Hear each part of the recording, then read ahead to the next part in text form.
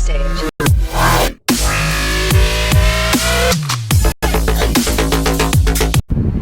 Xin chào tất cả các bạn. Hôm nay tôi thực sự là hôm nay trời mưa gió rất là to. Đây các bạn thấy trời mưa bao to luôn. Mưa to này biết làm gì bây giờ? Không có trò gì chơi. Là hôm nay tôi sẽ trổ tài làm phi công lái máy bay cho các bạn xem. Ok. Bây giờ các bạn theo tôi đến sân bay. Hello, tôi đã đến sân bay và đây chính là sân bay của tôi, có chữ H đàng hoàng. Ở đây là hai chiếc máy bay của tôi. Đây các bạn thấy không? Tôi không lừa các bạn nhé.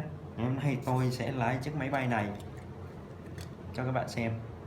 Đấy, cái này không phải sân bay là cái gì, cái này không phải làm phi công lái máy bay là gì.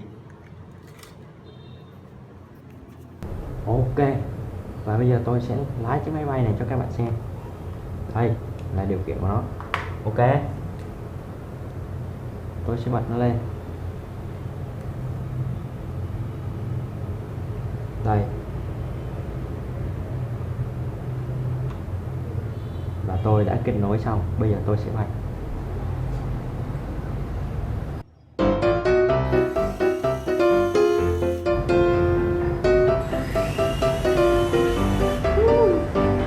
Bay cực kỳ khó luôn.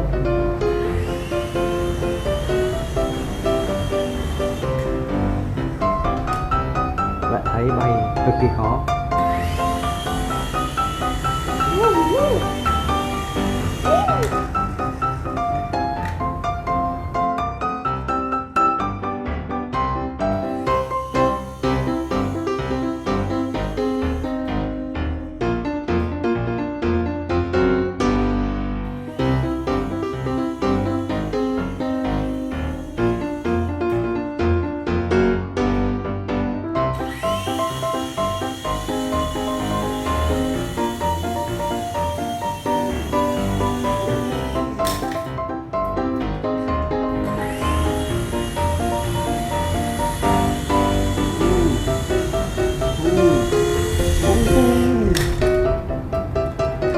Xít nữa thì gãy cánh.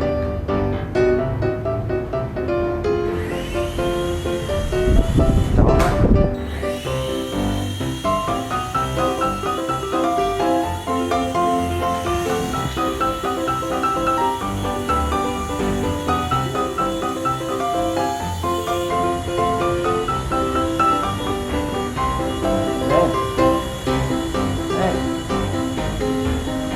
Sao nó cứ bay vòng tròn thế này nhỉ?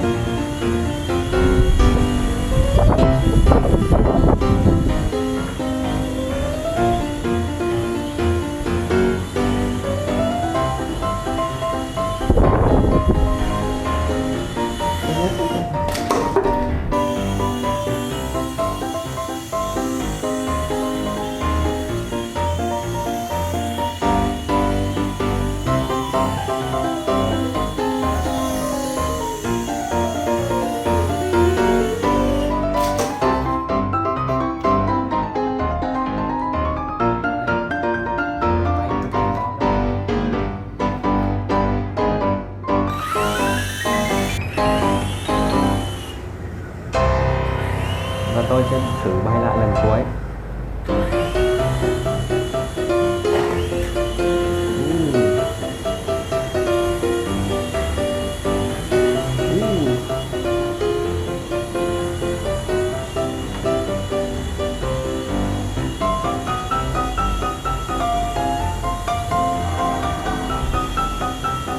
Ngồi dưới này cực kỳ mát luôn.